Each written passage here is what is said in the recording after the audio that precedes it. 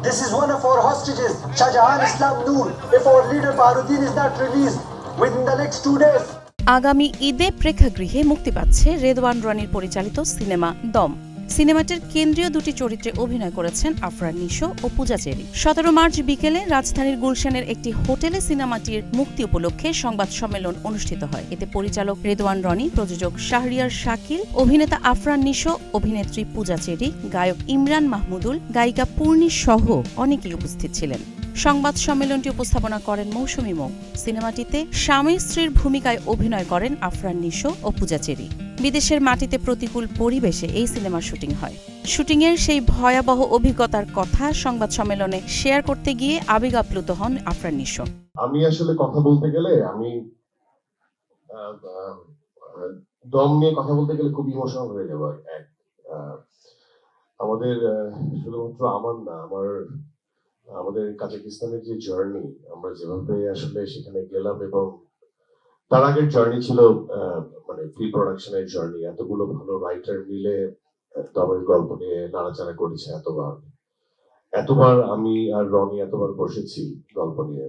মানে প্রত্যেকটা এইচওডি এরা আসলে ওই আমাকে একবার বলছিল আমার ডিরেক্টর যে তুমি মানুষ না, তুমি এলিয়ান। এত কষ্টের মধ্যে কাজ করছিলাম। আমার কাছে মনে হয় কি আমরা প্রত্যেকটা এইচওডিস যারা ছিল এবং আমাদের টিম মেম্বার ছিল তারা আসলে মানুষ না। মানুষের পক্ষে এত কষ্ট করা সম্ভব না।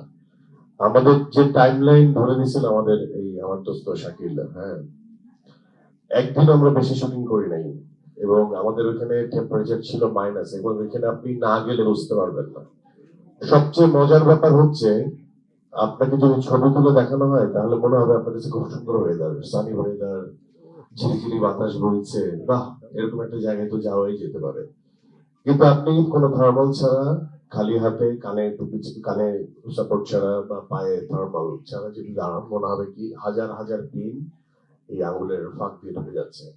সহশিল্পী পূজা চেরিও আফরান নিশোর সঙ্গে অভিনয় করে আপ্লুত। তিনি বলেন, এরা যেভাবে আসলে আমাকে এই সিনেমাটার জন্য প্রপোজ করেছে, আমার কাছে মানে একটা স্বপ্নের মতন লাগছিল যে আমাকে চিন্তা ভাবনা করছে এই সিনেমার জন্য। ওকে, আই এম ভেরি লাকি। এবং আমি মনে করতে চাচ্ছি আমাদের সেই স্ট্রাগলের কথা, শুটিং এর কথা। এবং হঠাৎ করে কেন জানি মনে পড়লো, এই তো না আগে মানে কিছুদিন আগে শুরু করেছি, এই তো না মহরতে নিশো ভাই, চঞ্চল ভাইয়ের নাম ধরে দমের পরীক্ষা করলাম। এখন সিনেমা রিলিজের সময় হয়ে গেছে, 2 দিন পরে সিনেমা রিলিজ। জানা গেছে পাইরেসি রোধ এবং অন্য সিনেমার হল প্রাপ্তির বিষয়টিকে প্রাধান্য দিয়ে দম সিনেমাটি আগামী ঈদে শুধুমাত্র সিনেপ্লেক্সে মুক্তি পাচ্ছে বলে জানিয়েছেন প্রযোজক শাহরিয়ার শাকিল। পাইরেসি মানে তো পুরো সিনেমাটা বেরিয়ে গেলে শুধু সেটা না, ছোট ছোট ক্লিপ যখন বেরিয়ে যায় এটাও তো সিনেমার জন্য ক্ষতিকারক। তো সেখানে তো অবশ্যই সিনেপ্লেক্সের কর্তৃপক্ষ এবং লায়ন এবং ব্লকবাস্টারের কর্তৃপক্ষের সঙ্গে আমাদের স্পেশালি আলাদা করে কথা হয়েছে এবং আমাদের নিজেদের লোকও সেখানে থাকবে, যাতে ছোট ছোট ক্লিপ, এটা তো আসলে সারা পৃথিবীতে এটা ইন্টারন্যাশনাল স্ট্যান্ডার্ড, এটা আনলফুল, এটা যারা দর্শকরা হয়তো বুঝে না বুঝে অনেক সময় করে ফেলেন, তো সেটাও কিন্তু আইনের আওতায় চলে আসে অনেক সময়। এর আগেও কিন্তু এই ধরনের ঘটনা ঘটেছে।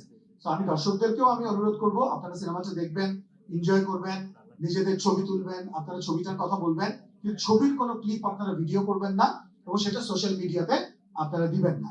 শুধু বাংলাদেশেই নয়, আন্তর্জাতিক অঙ্গনেও এটি মুক্তি পাবে। কাজী ইশরাত জাহান দৃষ্টি, নাগরিক প্রতিদিন।